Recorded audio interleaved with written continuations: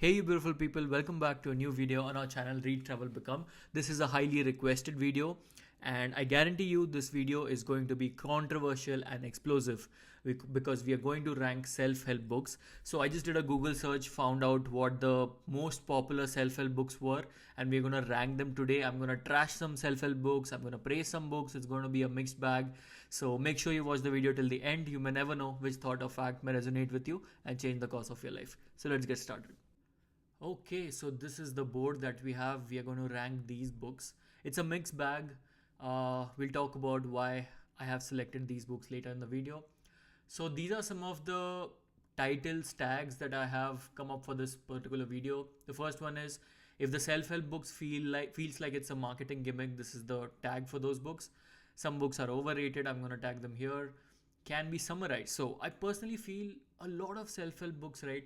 They just have a very nice central idea or a bunch of ideas which are like countable, which are finite, and people have just stretched out those ideas into a long book, right? This is the demand of the publication, this is the demand of the editor, whatever might be the case. But generally a self-help book is generally stretched that way. Like there are countless examples just to explain, reiterate, reinforce the same idea, but that book can be summarized into a bunch of cool ideas which can be tagged here.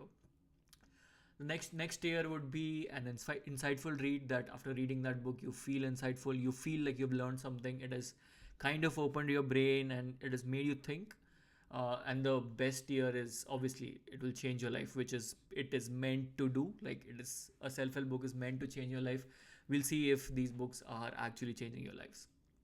Okay, let's start with the most popular, most out there self-help book. Anybody who wants to get in the self-help industry, this is the first book which they come across. And actually, it's not a bad book. It's a really nice book. I can say it's an insightful book. It has helped countless people. It has personally helped me. Just making sure your habits are very small every day. You do them every day, you atomize them and you follow through, and you just create these cues as to how you are developing a habit. So you see, this is how self-help book helps you. Right now I don't remember the exact book, but I exactly know what points were shared in this book. So that is why I feel this book makes it insightful. Let's go to Ikigai, the Japanese way of living, the Japanese way of finding purpose in your life.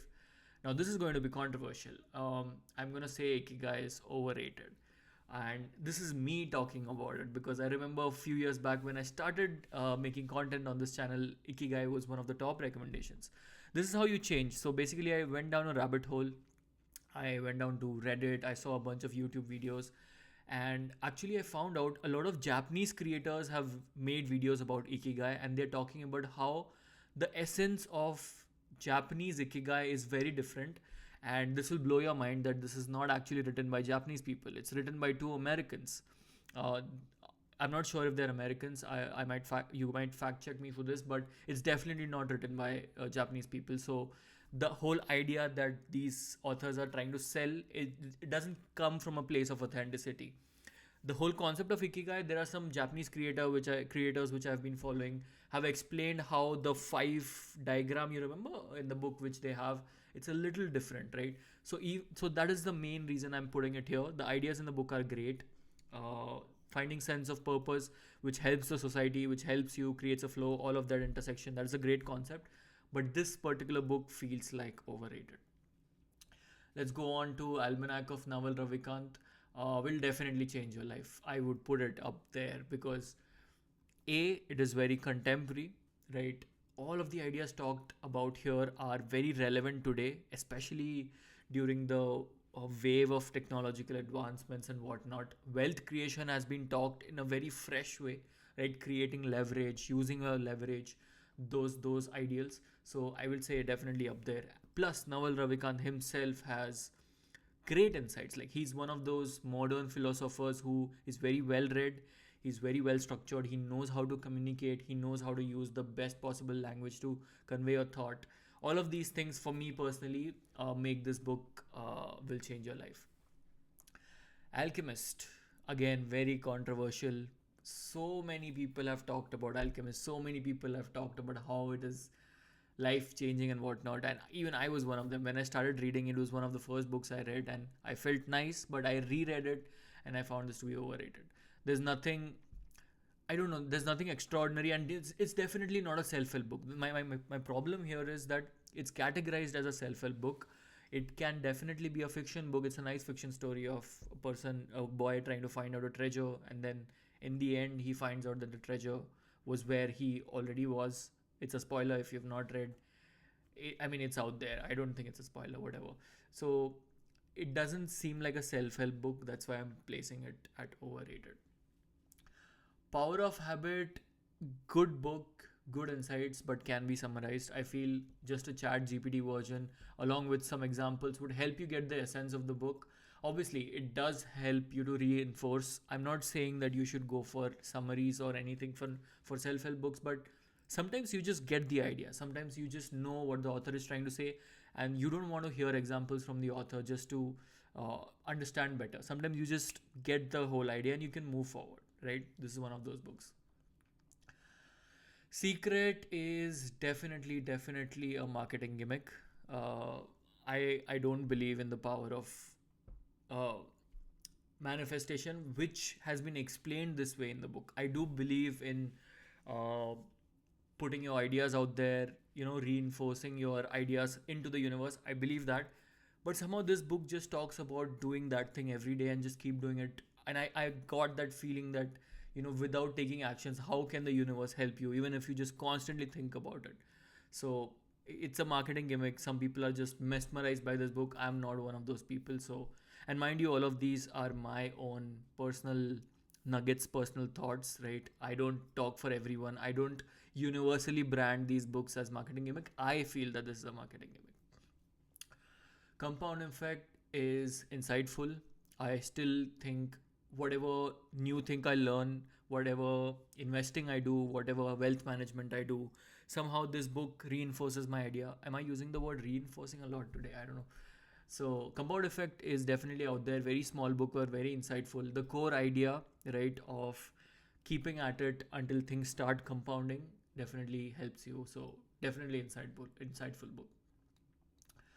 Outliers, I think, is a great self help book, by the way. It's very academic, very well researched, and very compelling points by the master writer, Malcolm Gladwell. But I feel Outliers can be summarized, and I feel it's a bit Western in its idea, right? He's given out a lot of examples, like Bill Gates is there and all these others, basketball players. It's hard for us to relate, especially people who have been born in India. Like the Indian sensibility does not come through. That is the only reason I'm putting it here. Uh, but it's a great self help book. Next is the quintessential Indian self help book, which was everywhere and talked about everywhere. I don't know, bestseller, whatnot. It's definitely a marketing gimmick, guys. It's a trash book, and I also am a proponent of this. When this book recently came out, I was excited to read. I wanted to see how content creators can write a book and what insights do they give. This is such a basic book. It just pages of random quotes and random basic philosophies. And I recently got to know that it's written by a ghostwriter. It's not even written by the creator himself. So it's all a marketing gimmick just to sell people, give hopium to people. Hopium is a word that I've been using these days, which is give people some hope, take money from them, and you just continue doing this again and again. It's a whole cycle. So don't give people hope. It does not add any value to your mindset. It does not make you think, right? It's just very generic, just some uncle telling you some tips. I know I'm full on today. I'm just trashing a lot today, but this book just makes me feel like that. Getting things done is can be summarized. I feel overrated though. No, it can be summarized. It's great, but I feel the book is a little dated, right? I remember reading this book when I had just started working in the US. It was a new job, and I wanted to figure out how people increase their productivity and stuff. I feel it's a little dated now with all the other advents of productivity and technology. It's not aged well, so yeah, it can be summarized. Tools of Titans, very, very insightful. Uh, I feel when you read about something real, when you read about getting into someone's psyche, when you talk about picking somebody's brain, this book is right up there because it's actually that. It's self help. You are helping yourself to understand the psyche of a successful person. And it's not generic, it's actually like the conversations. Oh, so for those of you who don't know, Tools of Titans is basically Tim Ferriss, who's a content creator, who's a podcaster. He has kind of um, synthesized all of his conversations into this book with all the rock stars, all the super successful people in different areas of life, wealth, health, mind, all of those things. He has categorized them and put it into a nice fat book, which serves as a good source of trying to getting into someone's brain. Courage to be disliked is a very will change your life. Definitely will change your life. It's an Alderian philosophy. It's written in the form of a conversation between a philosopher and a person. Very insightful.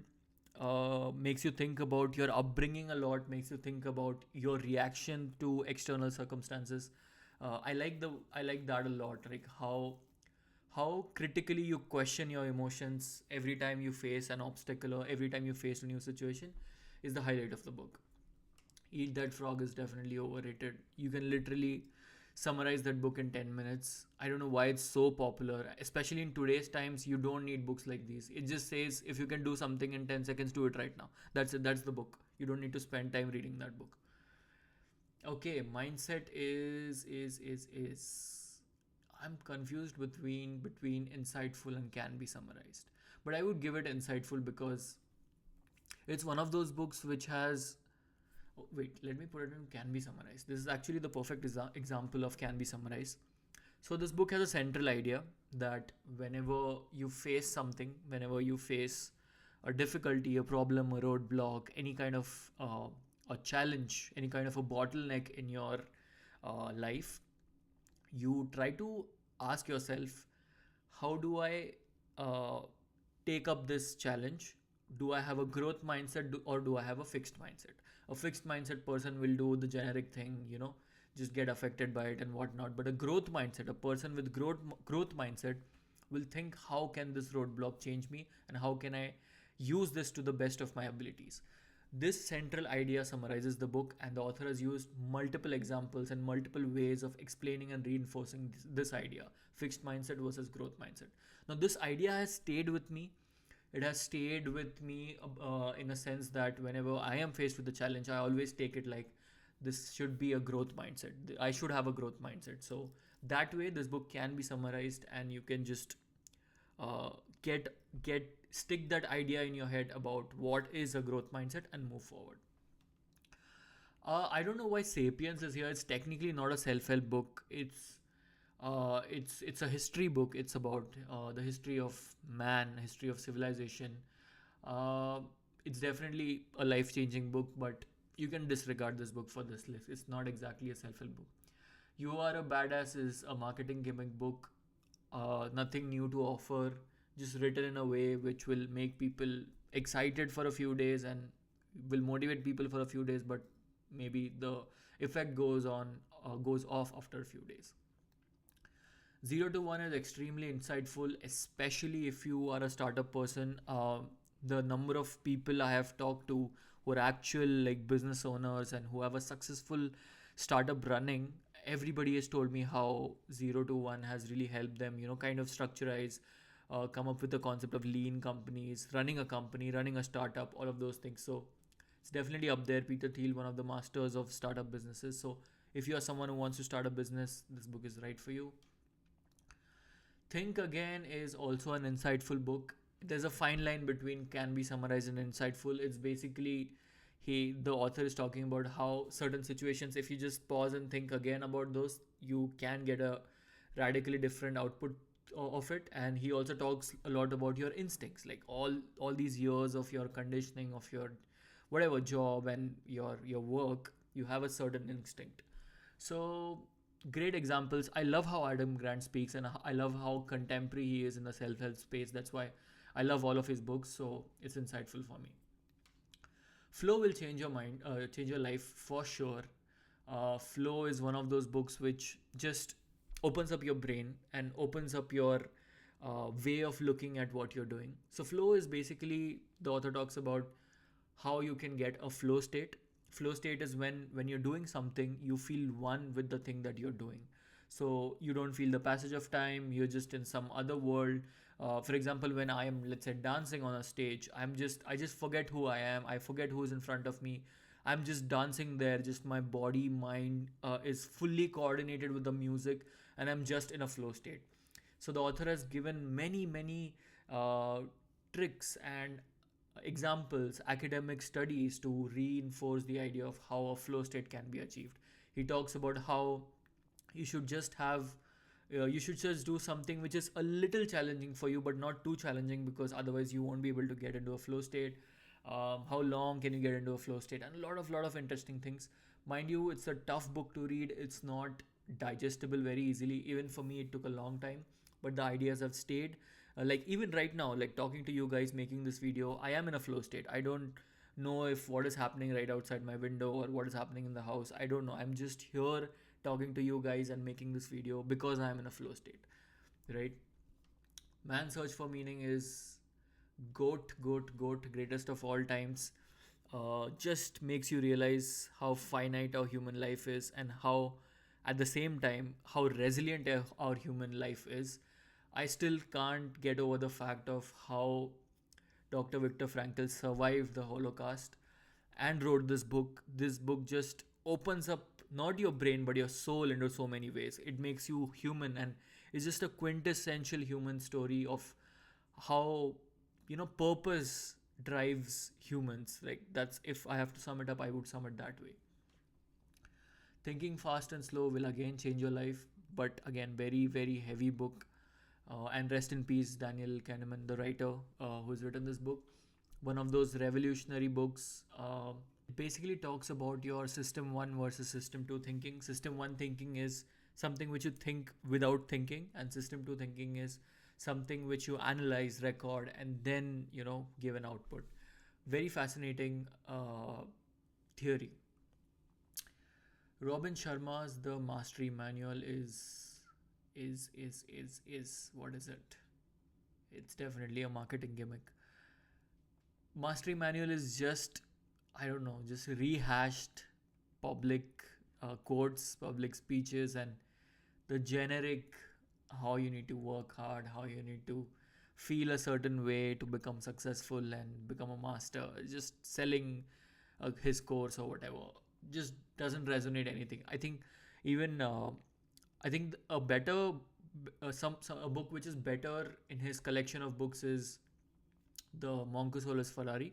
I think that is good. Like, it brings in a lot of spirituality and a lot of meditative practices, but this is just very generic. Richest Man in Babylon can be summarized again. Great concepts, great nuggets of wisdom, but can be summarized.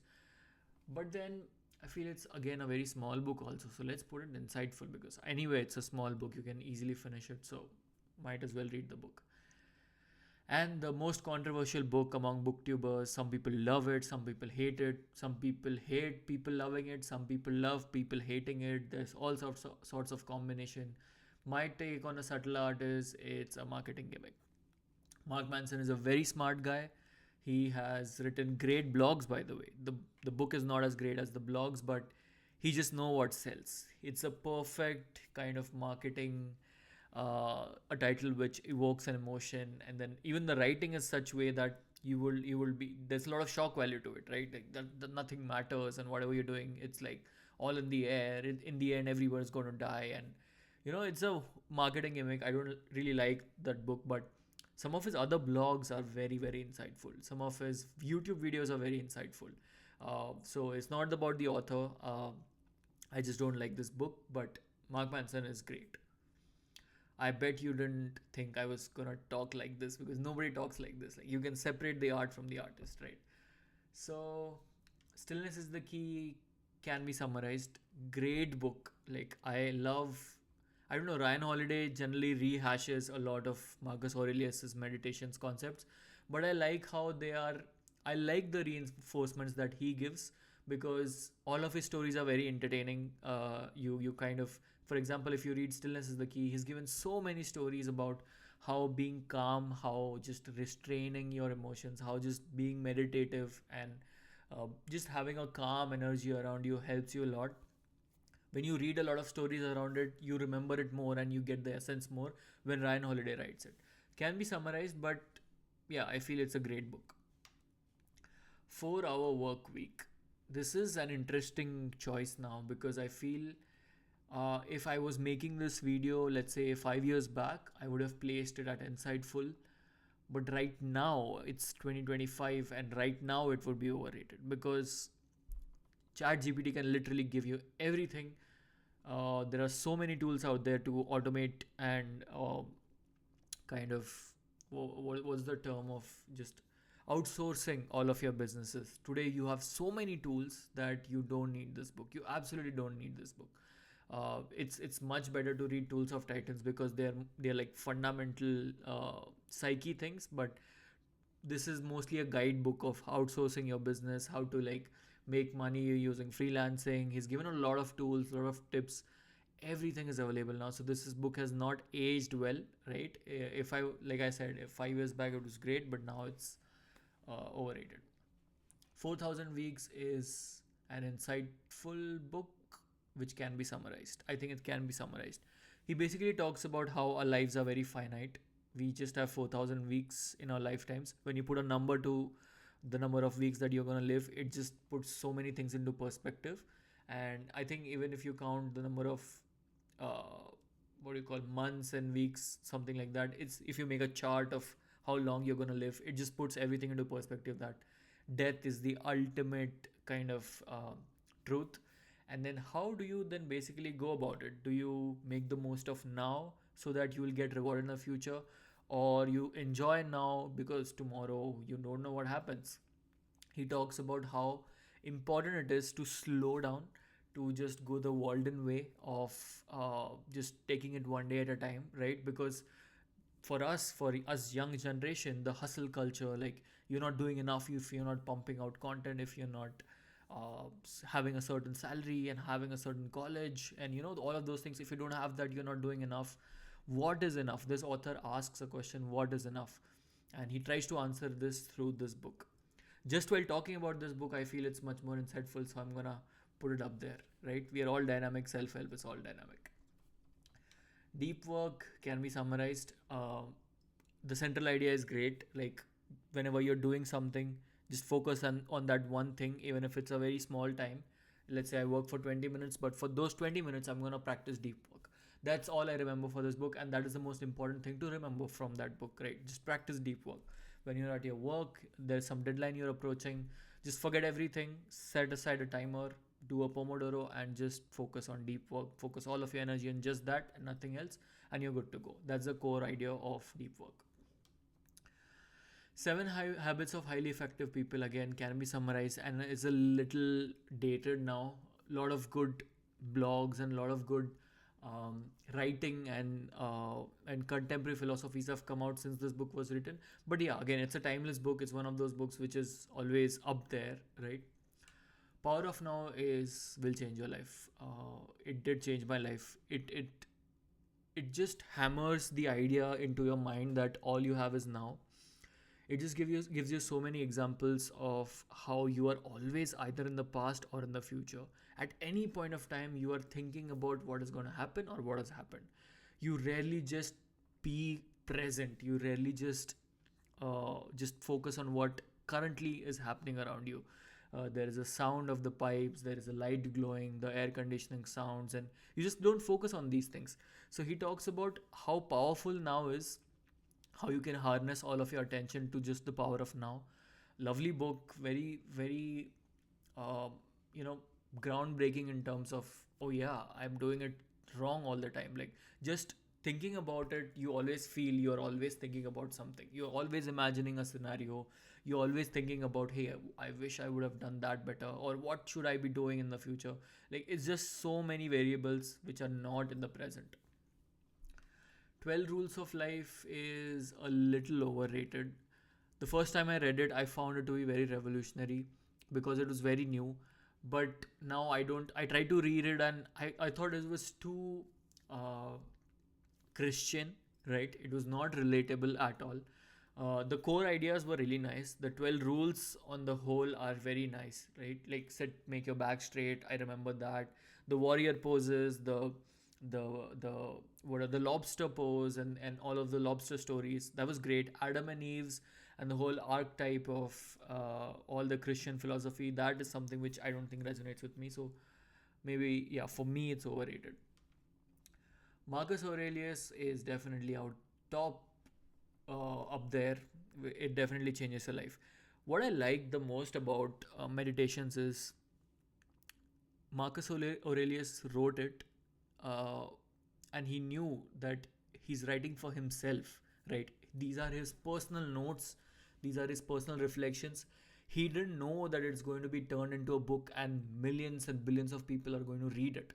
That's what makes it more powerful, I feel, because it's such a personal and deeply philosophical personal ideology that is putting out in the book, right? It does not come from a place of, oh, what will people think when I am putting this out? Not even not in the subconscious. It's just deeply personal.